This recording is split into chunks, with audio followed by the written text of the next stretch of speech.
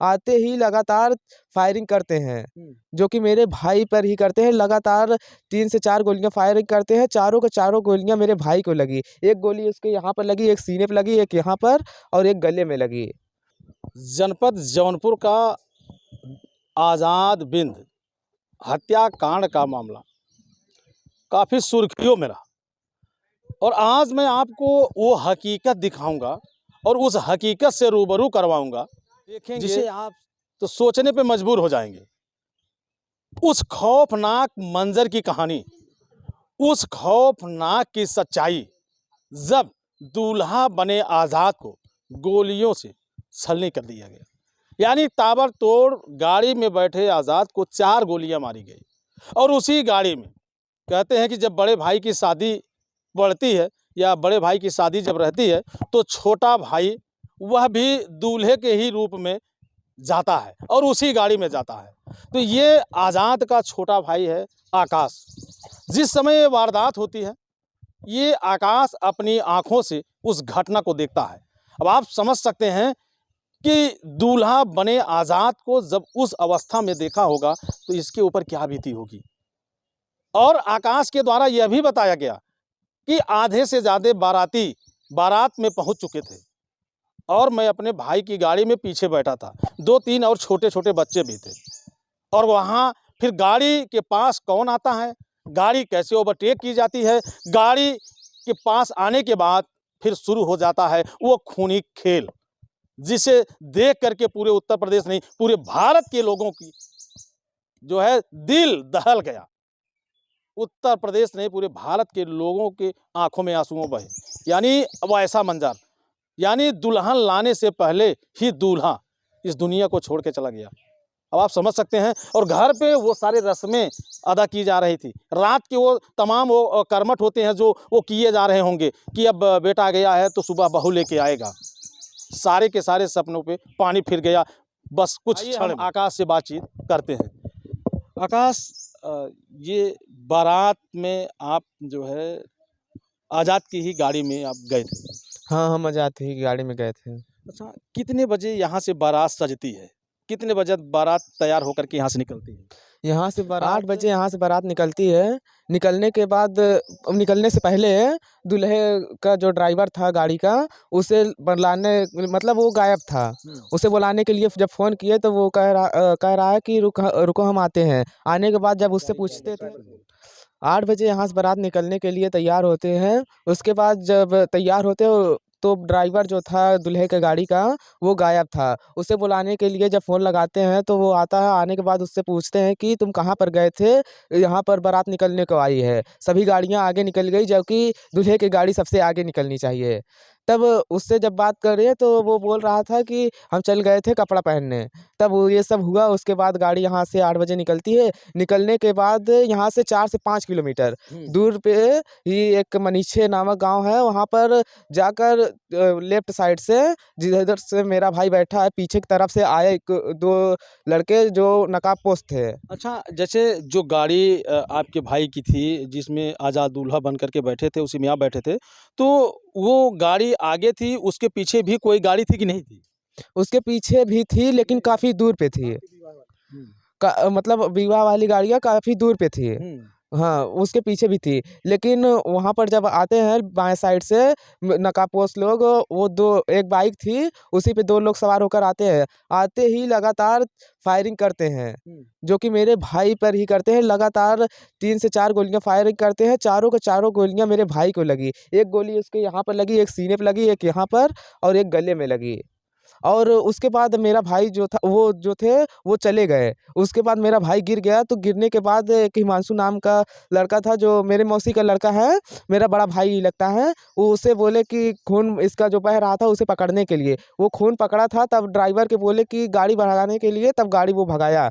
गाड़ी जब भगा कर लेकर गए हबीब हॉस्पिटल सामने था, वहाँ पर ले जाने के बाद जब भर्ती किए, भर्ती करने के कुछ ही देर बाद, कुछ जैसे मिनट ही हुए होंगे, उसके बाद डॉक्टर ने जवाब दे दिया कि यहाँ पर इनका इलाज नहीं हो पाएगा। तब अच्छा आकाश, जैसे जब आप जिस गाड़ी में बैठे थे उसी में आपका भाई दूल्हा आज़ाद भी बैठा हुआ था, तो जब गाड़ी चल रही होती है तब वो लोग फायर करते हैं कि गाड़ी खड़ी करवा करके फायर करते हैं? नहीं, हमारी गाड़ी चल ही रही थी सेम स्पीड पे। हाँ, सेम स्पीड पे चल रही थी। उनका ड्राइवर गाड़ी में मतलब वो जो अपाची का ड्राइवर था, अपाची गाड़ी कौन थी लेकिन 2 चक्का था। वो उसकी गाड़ी रफ़्तार हमारी गाड़ी से मैच करवाकर वो जो पीछे वाला था वो फायरिंग करता है। अच्छा, ये फायरिंग बगल से होती थी कि सिर्फ सामने से हुई थी? नहीं, बगल से हुई थी। बगल से हुई थी ज़्यादातर फायरिंग, सिर्फ़ एक गोली सामने से आई थी। तो आपको ये कब पता चलता है कि आपकी गाड़ी पे हमला हो रहा है, आपकी गाड़ी पे गोली चल रही है और आपके भाई को गोली लग गई है? हमें पता तब चलता है जब एक गोली मेरे भाई को लग जाती है। लगने के बाद वो लगातार रुकने का नाम नहीं लेते, लगातार 4 गोली फायरिंग करते हैं, वो भी सटीक निशाने पर। जैसे कि शूटर हों कि उनका निशाना एक भी नहीं चूका, चारों के चारों हमारे भाई पर लगती है गोली। वहाँ तब हम हबीब हॉस्पिटल में यही बताएँ कि वहाँ पे डॉक्टर ने जवाब दिया, तब हमारे भाई और पापा जो थे वो सब रेफ़र करके सदर हॉस्पिटल में लेकर जाते हैं। अच्छा, जैसे जब आज़ाद को गोली लगती है, तो उस समय आज़ाद कुछ बोला था, कुछ आपसे कहा? मेरे भाई ने मुझसे तो कुछ ज़्यादा नहीं कहा, लेकिन एक जो पकड़ा था हिमांशु, उससे बोल रहा था कि हिमांशु अब मैं लगता है नहीं बचूँगा। तो उस समय गाड़ी में कितने लोग थे? उस समय 7 लोग थे। तो और बच्चे भी थे? हाँ, 2 छोटे-छोटे बच्चे थे। उन वो तो एकदम डर गए थे। मतलब उनका जान लीजिए बच्चे हैं, वो देखेंगे गोली यहाँ पड़ाका जब फूटता है तो कितने डर जाते हैं। अब गाड़ी में गोली फायरिंग होगी, वो भी सामने ही साइड, तो उनका रिएक्शन आप अपने से सोच लीजिए उनका रिएक्शन क्या हो सकता है। अगर कहीं अगर देखा जाए तो गोली अगर इधर-उधर होती तो बच्चों पर भी खतरा बढ़ जाता। बच्चों पे ही नहीं, ड्राइवर, हम पर, सब पर हो सकता था। लेकिन वो जो थे वो सिर्फ़ मेरे भाई पे मारे।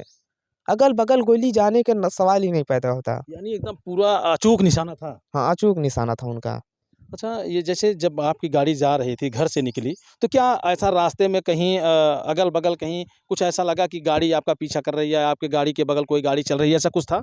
नहीं, ऐसा कुछ भी नहीं लगा। अगर लगा होता तो हम थोड़ा-बहुत सतर्क तो होते ही, लेकिन हमें सतर्क होने का कोई भी चांस ही नहीं था कि हम सतर्क हो जाएँ कि ऐसा हो सकता है, कोई भी चांस नहीं था। अब आप देख सकते हैं कि दोस्तों शादी के दिन जो हाथ में मेहंदी लगी है, अभी आकाश के हाथ की मेहंदी छूटी नहीं है। यानी अपने भाई की शादी में बड़ी खुशी से और झूमते हुए जा रहा था। कहीं न कहीं अगर देखा जाए तो इनके मन में भी कयास लग रहे होंगे कि मैं अपनी भाभी को लेने जा रहा हूँ और भाभी मेरे घर आएँगी तो हम लोगों की देखभाल करेंगी, हम लोगों की सेवा करेंगी। क्यों आकाश? है ना? अब भाभी आएँगी तो कोई भी ऐसा भाई होता तो वो ही खुशी होता। कोई भी रहेगा मान लीजिए आप ही के बड़े भाई की शादी होगी तो आप भी तो खुशी होंगे ना। तो वही हमारा भी हाल था कि हम भी बहुत खुश थे कि आज भाभी आएँगी। लेकिन यहाँ तो कुछ और ही लिखा था। यहाँ पर तो कुछ और लिखा था। क्या करके पता आपको चला पता कि कोई नया आ रहा था और उसके आने के बजाय कोई और चला ही गया। जैसे फिर उसके बाद घर परिवार पे कैसे सूचना पहुँचती है कि जो है आज़ाद के साथ इतनी बड़ी घटना हो गई? वो मेरी बहन-वहन को फ़ोन करते हैं कि वो गोली लग गई है आज़ाद को, ज़्यादा मतलब ज़्यादा हैवी नहीं लगी, ताकि उनको ज़्यादा रिएक्शन ना हो। इसलिए सहमति देने के लिए ज़्यादा नहीं बताए कि एक थोड़े पे लगी है, ठीक हो जाएगा। उसके बाद वहाँ पर थाने पे जाती हैं, वहाँ से लौट के जब आ रही थी घर पे आते हुए उनका जब फ़ोन आता है, कोई किया था, इतना याद नहीं है कौन किया था, भाई ही किया होगा, वो किए कि आज़ाद अब नहीं रहा। अच्छा, कब आपको पता चलता है कि आज़ाद अब इस दुनिया में नहीं रहा? हम तो साथ में ही थे, उनके साथ में थे। वो गाड़ी में आते हैं तो लेकर उन्हें जाते हैं, वो जाने के बाद कुछ ही टाइम बाद पता चलता है कि उनका डेथ हो डॉक्टर गया। बता देते हैं। हाँ, डॉक्टर ने जवाब दे दिया। वो वहाँ पर कह रहे हैं कि यहाँ पे आने से पहले ही इनका जान चली गई थी। अच्छा, ये आज़ाद का विवाद किसी से पहले था? नहीं, वही था विवाद जो बहुत पहले ही था, वो 3 साल पहले मेरे पापा और उसे मेरे भाई को मार के तोड़ दिए थे हाथ-पैर, उसके अलावा कोई विवाद ऐसा नहीं था कि ये सब हो। आज घटना के 12 दिन हो गए हैं और अभी तक आप लोगों को क्या आश्वासन मिला है? कहाँ तक आपको न्याय मिला है? हमें आश्वासन यही सिर्फ़ मिल रहा है कि न्याय जल्द ही होगा और जल्द उनका आ ही नहीं रहा है। पहले कहे कि 8 तारीख को हो जाएगा, बड़ी कार्रवाई देखने को मिलेगी, कोई कुछ नहीं देखने को मिला। फिर 10 तारीख को बोले कि उनका घर गिराया जाएगा और बड़ी से बड़ी कार्रवाई उन पे देखने को मिलेगा, कुछ नहीं देखने को मिला। पता चला कि उनका बस कुछ सामान जैसे बिखेर दिए हैं और कुछ तोड़ दिए हैं। उसके अलावा कोई ऐसा कार्रवाई नहीं हुई अभी तक। अच्छा, ये सामान कौन तोड़ा है?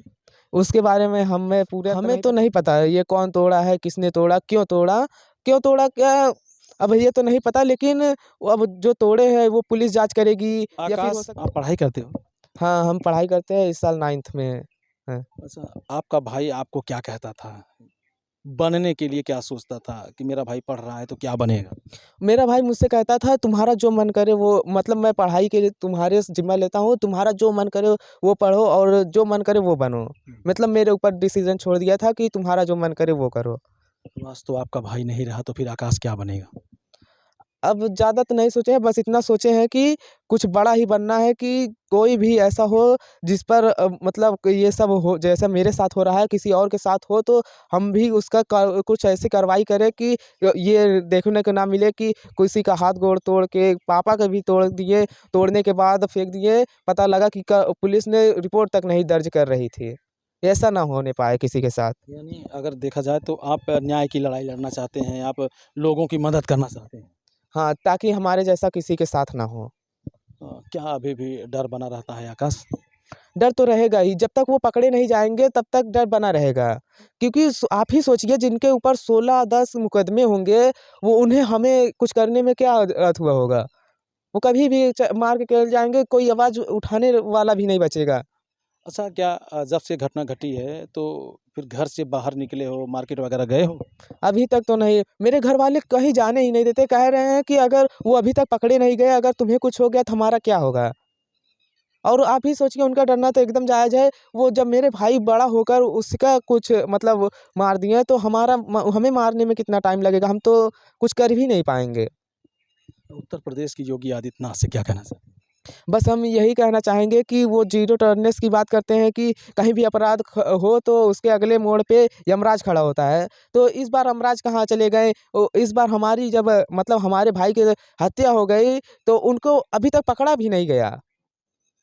अभी तक उनको कार्रवाई करने की क्या, उन्हें पकड़ भी नहीं पाए, ये क्या बात हुई?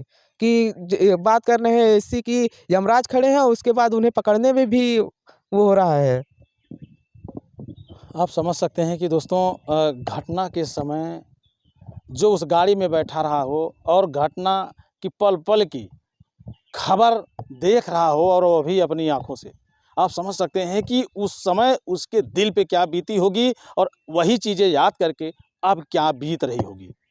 आप आप खुद अगर इस चीज़ का एहसास करेंगे तो आपको खुद एहसास हो जाएगा कि कितनी भयावह, कितनी बीभत्स वो घटना थी। जो दूल्हे के लिबास में रह करके घर से सज-सवर करके दुल्हन को लाने के लिए घर से निकलता है और रास्ते में ही उसे दुनिया से हटा दिया जाता है। हालाँकि जनपद जौनपुर की पुलिस प्रशासन इस मामले की गहराई से छानबीन कर रही है और लगभग और जो है, एक तो आत्मसमर्पण कर दिया और बाकी 3 लोगों का हाफ इनकाउंटर हुआ। अन्य लोगों के ऊपर कार्रवाई विधिक रूप से जारी है। अब देखना ये है इस गरीब परिवार के साथ, इस पीड़ित परिवार के साथ न्याय कब होता है। ये परिवार न्याय की आस में जनपद जौनपुर के डीएम महोदय और जनपद जौनपुर के पुलिस अधीक्षक महोदय, उत्तर प्रदेश के सीएम योगी आदित्यनाथ से आस लगाए बैठा है। तो कहते हैं कि ईश्वर के घर देर है, अंधेर नहीं। बाकी दोस्तों, अब आपकी क्या राय है? कमेंट करके आप अपनी राय ज़रूर दीजिएगा। फिर मिलते हैं किसी नेक्स्ट वीडियो, नेक्स्ट खबर में। जय हिंद।